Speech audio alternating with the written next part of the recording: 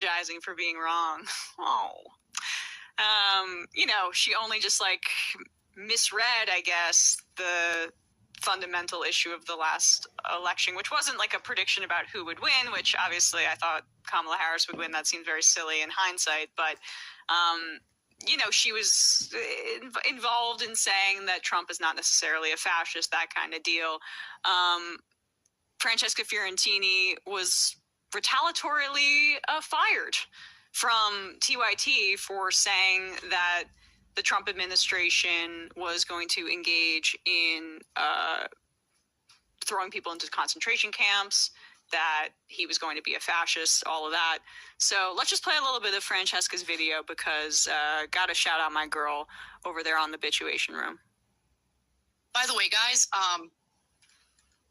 I was so wrong. I'm sorry. I feel guilt every single day that I didn't see this coming. Political commentator Anna Kasparian of the progressive network The Young Turks, who famously a few years ago declared herself politically unaligned and spent the run-up to the 2024 election and most of 2025 gracing right-wing shows, not to challenge but to find common ground with them, the ground right over the bodies of trans people. Is it bad that I don't want to see a dick in the women's locker room?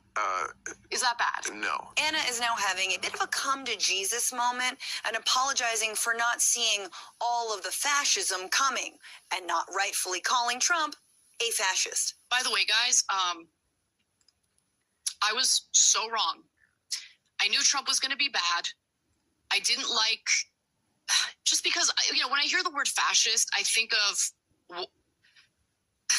fascism is a specific ideology. So when Cenk and I got into that debate about whether or not Trump is fascist leading up to the election, notion of a fascist. Because look, if we're just going to use fascist toward anyone we dislike, all right, then the word doesn't actually mean anything. Okay, what do you want me to say, Anna? You want me to say wannabe dictator?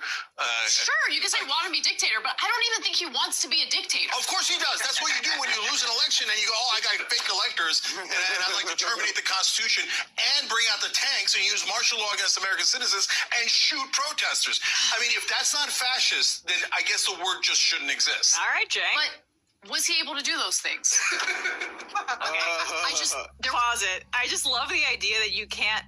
Fascism is apparently a distinct ideology, which you can see the differences between Mussolini and Hitler, and show that no, it's not necessarily that. It's about high levels of militarism, nationalism, the merging of corporate power with